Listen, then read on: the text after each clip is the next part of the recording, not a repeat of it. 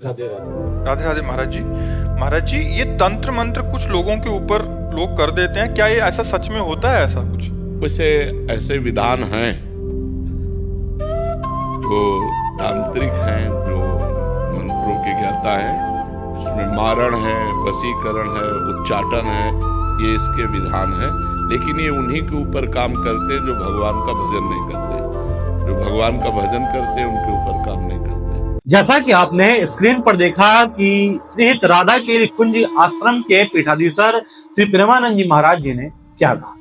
उन्होंने साफ तौर पर कहा कि जो भूत प्रेत काली शक्तियां और वशीकरण जैसी चीजें हैं, ये वास्तविक जीवन में भी हमारे ऊपर पूरी तरीके से असर कर सकती है।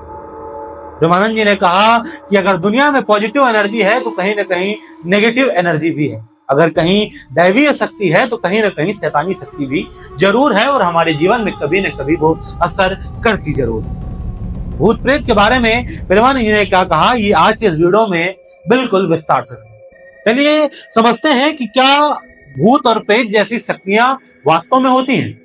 क्या काला जादू वास्तव में होता है? क्या वशीकरण वास्तव में होता है? आप अपनी एक सोच में देखिए, पुरानी जिंदगी में जाकर देखिए कि क्या आपने कभी कोई ठंडी हवा का झोंका महसूस किया है? क्या आपने कभी ऐसा महसूस किया है कि जैसे कोई आपको देख रहा है लेकिन वास्तव में वहां पर कोई था ही नहीं? हो ना हो, आप में से बहुत से लोग ऐसे होंगे जो इस घटना से, इस प्रकरण से कभी न कभी जरूर गुजरे होंगे।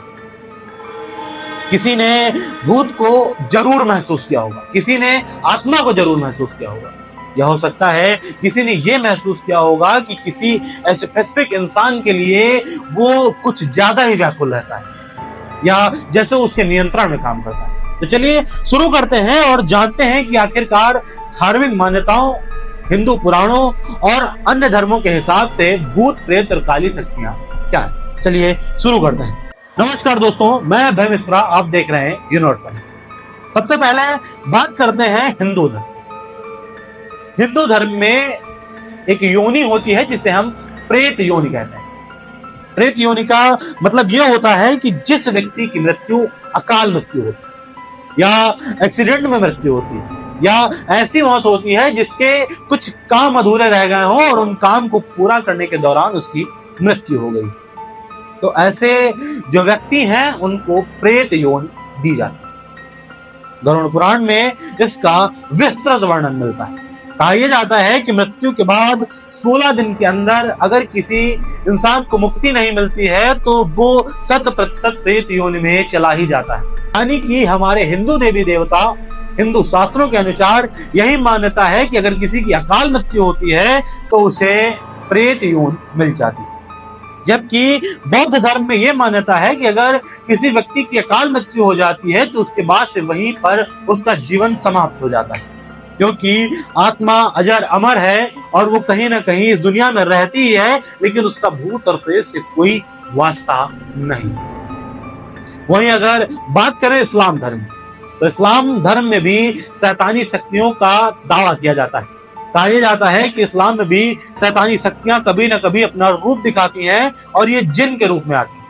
जिन के रूप में आती हैं और वर्णन इस बात का मिलता है कि जिन जो होते हैं वो अग्नि से बने होते हैं, यानी कि आग से बने होते हैं, और ये दोनों प्रकार के होते हैं, यानी कि अच्छे और बुरे दोनों प्रकार के जिन होते हैं। लोग ये भी कहते हैं कि इन जिनों को कुछ लोग सिद्ध भी कर लेते हैं, यानी कि वो उनके इशारों पर काम करते हैं। ठीक इसी तरीके से ईसाई धर्म में भी भूत प्रेत का जिक्र मिलता है, यानी कि नेगेटिव एनर्जी का जिक्र ईसाई धर्म में भी मिलता है, और इसके बात का उल्लेख बाइबल में भी पूरी तरीके से मिल जाता है।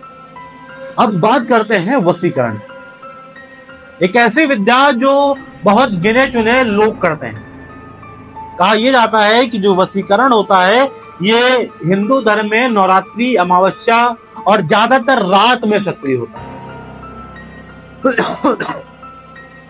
कहा यह जाता है कि हिंदू धर्म में एक मारण नाम की सिद्धि होती है। ये सिद्धि करके अगर किसी के ऊपर छोड़ दी जाए तो उस व्यक्ति का कुछ न कुछ अहित होना तय है।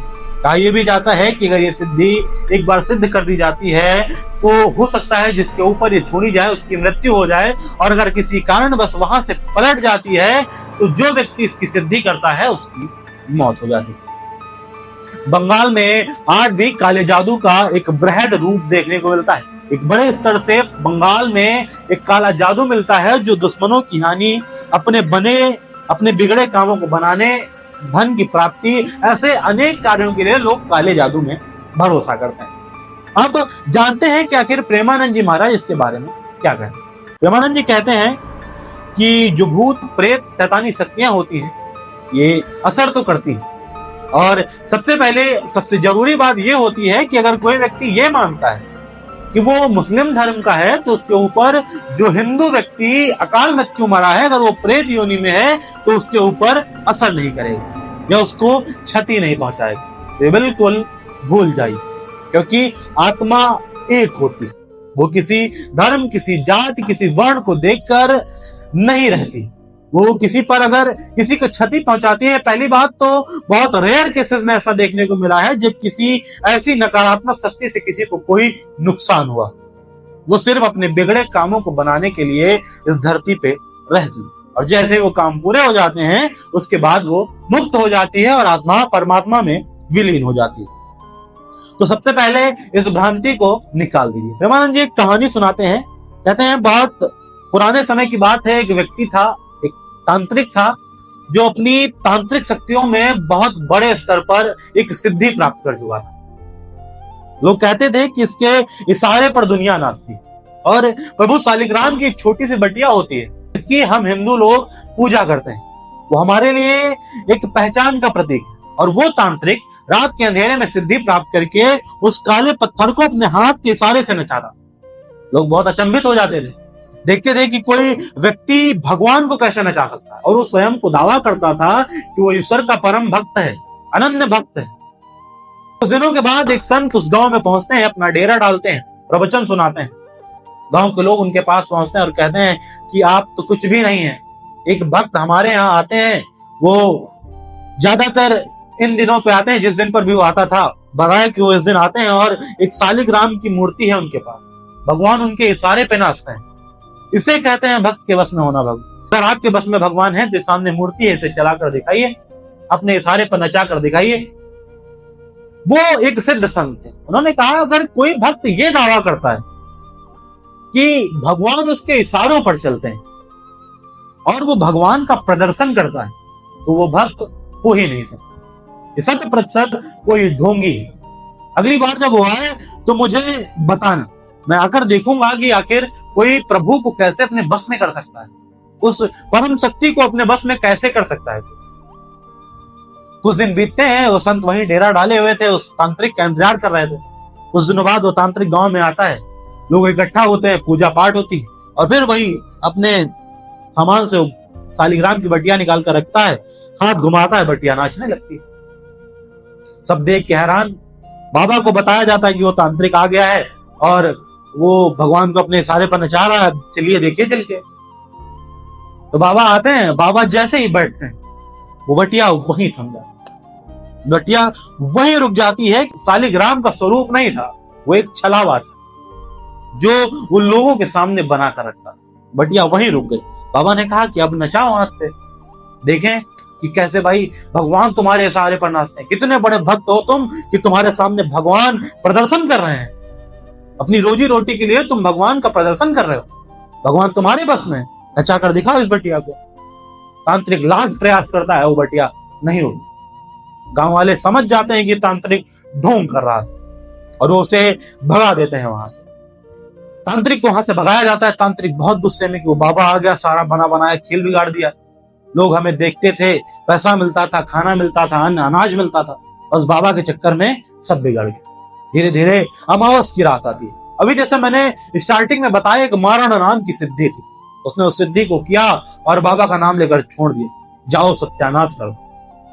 मारण शक्ति आग का स्वरूप लेकर पहुंचती है, बाबा की कुटिया के बाहर चारों तरफ परिक्रमा करती है और वहीं देहली पे बैठ जाती है, क्योंकि बाबा सिद्ध पुरुष, ईश्वर के असली भक्त, उनके सामने कोई वशीकरण, कोई जादू, कोई टोना चल ही नहीं सकता। जो राधा रानी का अनन्य भक्त, जो प्रभु श्री राम श्री हनुमान का अनन्य भक्त, उसके सामने कोई तंत्र मंत्र, कोई टोना टट्टा क्या ही काम करेगा। बाबा उस शक्ति को देखते हैं, कहते हैं कि जाओ, जिसने तुम्हें मेरे पास भेजा है उसी के पास चली जाओ। वो शक्ति वहां से उठती है और उस तांत्रिक के पास पहुंचती है, उसके अंदर समा जाती है। तांत्रिक खून की उल्टियां करता है और तड़प तड़प कर वहीं दम तोड़ देता है। प्रेमानंद जी महाराज कहते हैं इस कहानी से सीखने को महज इतना मिलता है कि भूत प्रेत, वशीकरण, काला जादू, टोना टोटका सब कुछ होता है। इस देश में, इस धरती पर, इस संसार में सब कुछ है।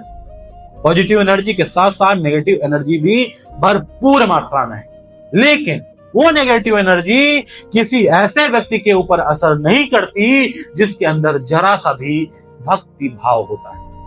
प्रेमानंद जी महाराज कहते हैं कि जो जनेऊधारी ब्राह्मण है, अगर उसने जनेऊ का मन से पालन किया है तो भूत प्रेत जैसी काली शक्तियां उसके आसपास नहीं भटकती।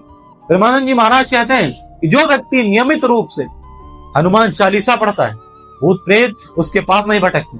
या जो व्यक्ति जिस धर्म को भी मानता है, अगर उस धर्म के प्रति वो सच्चे दिल से ईमानदार है, अपने ईश्वर को सच्चे मन से मानता है, तो कोई भी नेगेटिव एनर्जी, कोई भी नकारात्मक ऊर्जा उसका इत्तो सा भी अहित नहीं कर सकता। ये हमारे प्रेमानंद जी कहते हैं।